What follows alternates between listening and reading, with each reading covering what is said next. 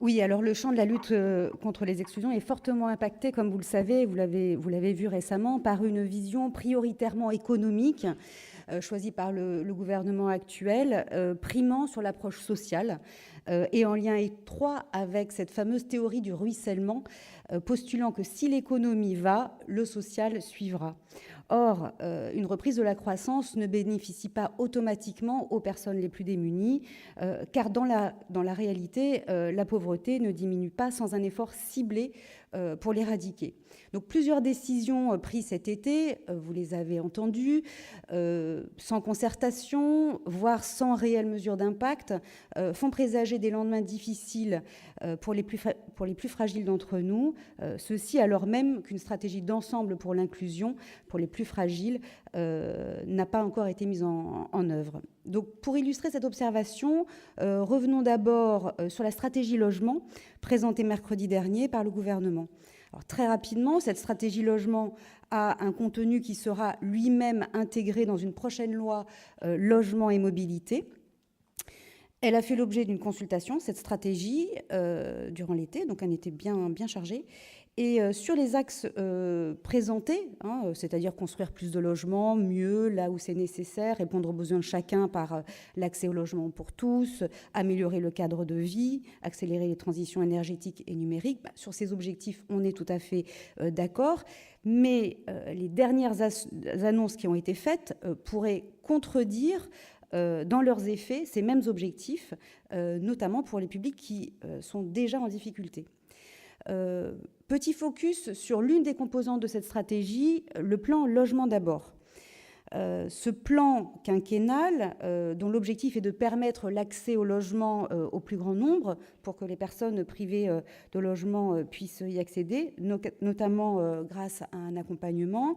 Donc, ce nouveau plan quinquennal nous paraît effectivement une chose très positive, si ce n'est qu'il ne produira ses effets que s'il est assorti de moyens financiers et intègre aussi parallèlement, de façon nécessaire, la question de l'urgence sociale. Elle ne peut avoir pour seul objectif, cette stratégie et ce plan, l'accès au logement, sans travailler parallèlement sur la question de l'hébergement et notamment de l'urgence sociale. Ce plan, qui a fait l'objet donc de cette concertation avec nos réseaux, envisage notamment d'augmenter le nombre de places pour ce qui concerne le logement adapté, accompagné, de recentrer l'hébergement d'urgence sur ses missions premières et une transformation d'une partie du parc d'hébergement vers le logement abordable ou accompagné. C'est là où il faudra qu'on soit vigilant. Produire plus de logements abordables avec la construction de logements très sociaux, notamment la catégorie PLAI, et dans les zones tendues, bien sûr, et puis renforcer l'accompagnement social. Alors, vous le savez, parallèlement à ces mesures, le 24 juillet dernier, une décision assez verticale a été prise d'une baisse de 5 € des APL à partir du 1er octobre 2017 pour tous les bénéficiaires, qu'il s'agisse du parc public et du parc privé. Et puis, a déjà été annoncé qu'à compter du 1er janvier 2018, il y aurait toujours cette baisse de 5 € des APL dans le parc privé et que pour le parc public, elle serait de 50 € et que les organismes HLM devront compenser par une baisse équivalente de loyer pour que cela soit neutre pour les locataires. Alors, en compensation, les organismes de logement social auraient des avantages économiques. On espère que ces compensations seront à la hauteur parce qu'elles devront effectivement être présentes si l'on souhaite que ces organismes puissent continuer d'investir dans du logement, puisque c'est bien l'objectif poursuivi, le choc de l'offre vers la construction de logements. Alors, cette baisse des APL ne serait que le premier pas d'une réforme beaucoup plus large, en fait, qui serait celle donc, du versement social unique, qui a déjà été abordé par le gouvernement actuel, et qui serait de l'ordre de la fusion d'un ensemble de prestations, qu'il s'agisse de l'APL, du RSA, de la prime d'activité, qui serait versée le même jour du mois, et qui prendrait en compte donc, les revenus perçus au plus tard les 3 derniers mois. Alors, le motif invoqué pour s'attaquer, entre guillemets, aux APL, c'est de considérer qu'elles ont un effet inflationniste, vous l'avez entendu, Alors, effectivement, tant que l'offre de logement reste inférieure à la demande, les loyers se maintiendront à un niveau élevé. Ce n'est pas forcément la réduction des APL qui fera baisser automatiquement les loyers. Alors, notre réseau, pour tout vous dire, et vous le savez, attendait plutôt une revalorisation de ces aides qui, depuis 2000, ont augmenté 2 fois moins que les loyers et 3 fois moins que les charges. Donc pour notre réseau, la meilleure garantie pour réduire l'effet inflationniste, c'est en fait l'encadrement des loyers, essentiel tant que l'offre de logement ne sera pas suffisante en nombre. Alors, si la stratégie logement porte la volonté de construire davantage de logements, un décret a pourtant annulé, toujours cet été, par décret, un ensemble de crédits qui pourrait amener à renoncer à l'engagement de construction pour l'année 2017 de près de 12 000 logements en PLAI, donc ce fameux logement très social. Alors, parce que le logement d'abord, c'est, selon la formule, d'abord du logement, l'objectif à atteindre pour nous, pour notre réseau, c'est 60 000 PLAI au niveau national, sur 150 000 logements locatifs sociaux, quand la programmation qui est annoncée par le gouvernement est elle de 40 000. Donc il y a un petit delta. Les chiffres en PACA, au 15 septembre 2017, sur l'état de la production de logements sociaux, sur un objectif de 13 500 logements, 1208 ont été produits donc au 15 septembre 2017, soit 9% des objectifs. Et sur ces 1208 logements sociaux, seuls 298 logements ont été construits en PLAI, soit 8% de l'objectif qui est porté pour le PLAI en région PACA à 3 629 logements.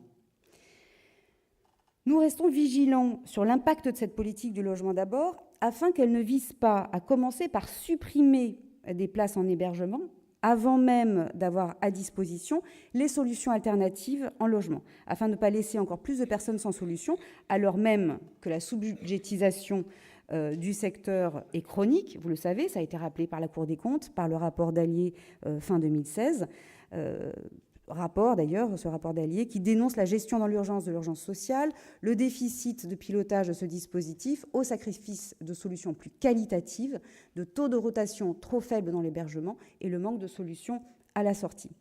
Alors, cette situation, je vais très rapidement là-dessus, j'aurais aimé vous en parler davantage, mais je n'ai pas le temps, nous a amené à plusieurs mobilisations dans la région, des sollicitations des représentants des pouvoirs publics, des rencontres avec le préfet délégué à l'égalité des chances, les directeurs départementaux de la cohésion sociale, le préfet, notamment sur l'inconditionnalité, sur la situation des personnes à la rue, quel que soit leur statut, faute de place, de moyens.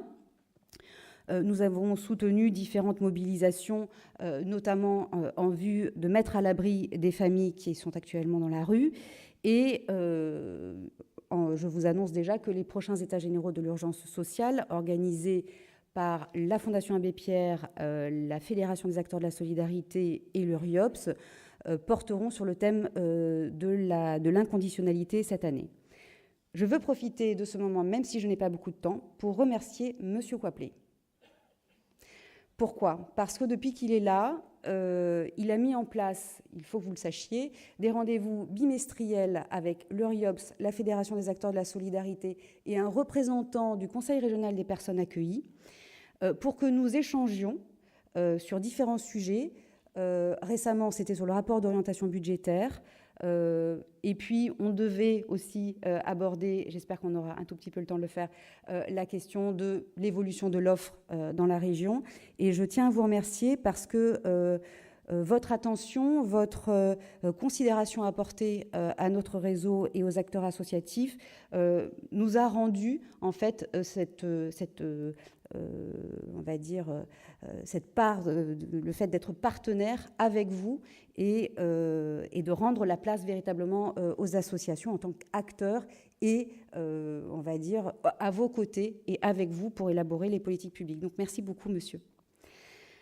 Alors, il faudra effectivement maintenir notre vigilance sur l'accueil des migrants, qui n'ont, eux, à leur arrivée, accès ni au logement ni au travail, mais il est important que leur hébergement puisse s'améliorer, de veiller à ce qu'il n'y ait pas alimentation de concurrence entre les migrants et les non-migrants. Pour cela, il faudrait sortir d'une logique également sur ce BOP 303 de sous-budgétisation, mais nous attendons bien que des mesures puissent faire en sorte que ces conditions de mise à l'abri s'améliorent. Parce que de toute façon, déplacer des publics, évacuer des campements ne fait que déplacer finalement ces populations qui ne disparaissent pas pour autant qu'on les a déplacés. Donc il est important qu'on ait une attention toute particulière sur ce sujet. Les contrats aidés, autre mesure très importante, très rapidement. Comme vous le savez, ils sont trop chers, ils sont inefficaces, les propos du gouvernement, donc on les supprime. Alors, on aurait effectivement préféré que les choses soient un peu inversées. On sait depuis très peu de temps que le gouvernement a confié une mission à Jean-Marc Rovero, le président du groupe SOS, pour voir quelles solutions alternatives mettre en place. Alors, c'est vrai qu'il aurait été utile que ces mesures soient réfléchies avant de supprimer les contrats aidés. Mais ce n'est pas la logique qui a été choisie. Donc, comme vous le savez, une annonce de 200 000 contrats seulement pour 2018, quand en 2017, on est au final à 320 000. Alors, notre secteur a été préservé pour partie, mais est-ce que ce sera suffisant ? Nous ne le savons pas encore, mais nous contribuons tant à des remontées de données au niveau national qu'au niveau local. Nous n'avons pas encore de données consolidées pour le moment, mais nous sommes en lien avec les DDCS et avec la Directe sur ce sujet. Juste pour vous dire que la vision actuelle du gouvernement, c'est de mettre d'une certaine manière en concurrence formation et contrats aidés. Or, il est important, pour pouvoir remettre effectivement des personnes dans un circuit de réinsertion, de leur donner aussi un travail pour envisager en parallèle une formation. Pour vraiment terminer, vous dire que notre réseau reste totalement mobilisé pour s'engager dans la co-construction des réformes structurelles et transversales, avec pour objectif de préserver notre modèle social, encore à ce jour protecteur des plus fragiles. Merci.